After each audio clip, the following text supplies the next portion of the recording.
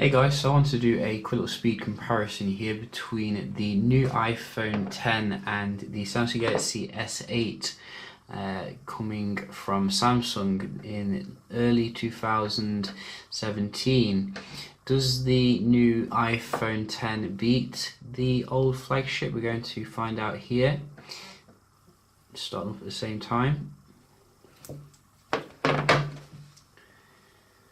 So obviously the S8 Plus is a little bit bigger here at I think 6.2 inches versus 5.8, but still feels remarkably good in the hand. iPhone does boot up faster here, which is a nice start, but obviously the Samsung isn't too far behind here. We do have the Exynos version, which comes with 4 gigs of RAM, so should be pretty good still in terms of the performance. We have closed everything down I think here, so just double check using this awkward multitasking ability. There we go, and this one. Right, so let's see then who is the quicker boy, and we're going to open up a few inbuilt apps. And you can see so far very comparable. Maybe the X or 10 a little bit faster. I prefer X actually. Definitely for the camera there on the X. Let's try the third-party apps. Again, the X here, which is nice. That was Samsung coming back for one. I've got to say the OLED on the iPhone is definitely in the same kind of league here as Samsung's best. In fact, I'd say it's even better really in terms of colour accuracy. So I'm seeing some nice speeds here from the iPhone X, which I wasn't going to expect there to be a massive difference here. Let's try the games. We do have Bullet Force. So that was pretty identical. And Asphalt.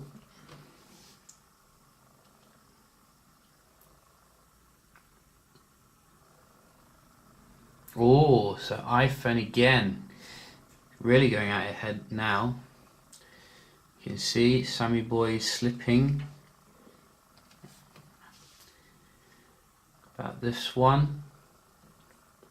So I think that was the iPhone then, but it was very close. We got one more. Death Race. Sounds fun. Again, iPhone here. Coming up with the game much faster, and you can see as well a little bit of lag on the actual graphics I think on the Samsung.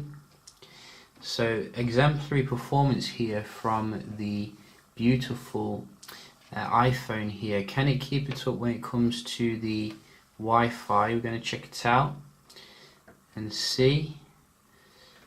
So let's just start with the iPhone here.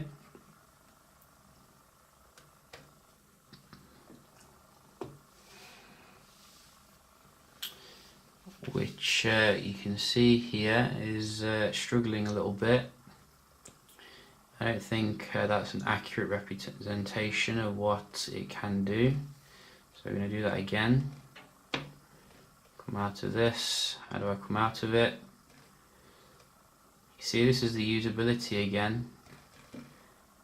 There we go. Got there eventually. Let's try that again.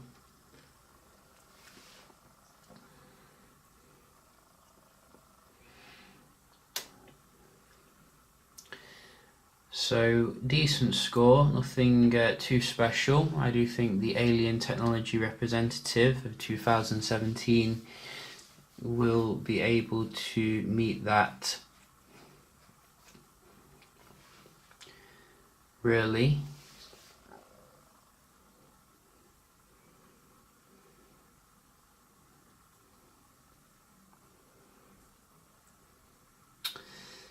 So Alien Technology representative is struggling tonight when it comes to the speed, but we are going to give it another chance because we are fair. Upload is very good.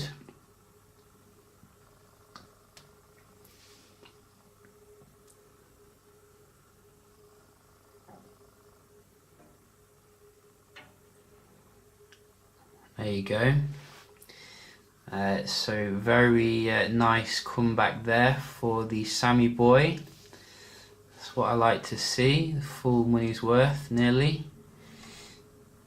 And we're going to give the iPhone one last chance.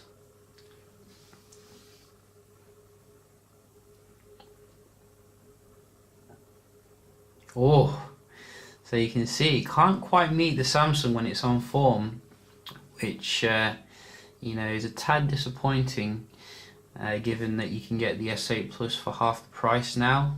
But it is what it is. Overall, decent performance. Let's have a look at the multitasking here. Hopefully, I won't pull my hair out trying to do this. So that's one. Oops. I was doing it good the other night, but I've completely forgot how to do it again. I've read somewhere that some people are taking their iPhone X's back because they don't know how to use it. There we go, that's how you do it. Another one. Oh, reload. So iPhone's gone ahead when it comes to your multitasking, which is nice. 3 gigs of RAM, that's all you need on the iPhone here. And that was quite comparable. Another one. So I think that was probably a one-off with the S8. Let's try a game, see if they held that in memory. So much faster on the iPhone to get into that. I don't like the way, you see how they haven't really thought that through there. When you want to multitask, it goes into horizontal mode. And how do you get to... It just seems to me, you know, that's very kind of beta product, like they've not tested it properly. Let's try something else here. This one. So again, nice and comparable.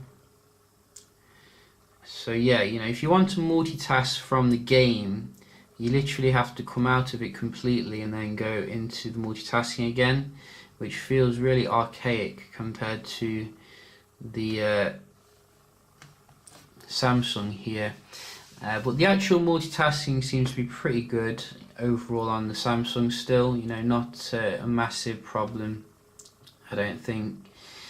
We do have one more, which you can see held in memory, and this one held in memory.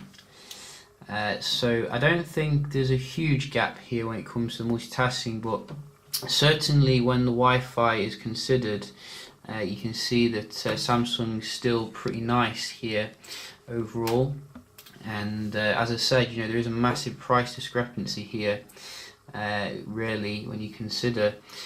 So in terms of the devices which have pros and cons, obviously with the Samsung you do get a fingerprint scanner here, which is in a terrible position, which I don't think you actually get on the iPhone X here, but you do get the facial recognition on both of them, which is quite nice. Not foolproof though, and a little bit intrusive if you ask me, but nevertheless it's pretty nice to have overall.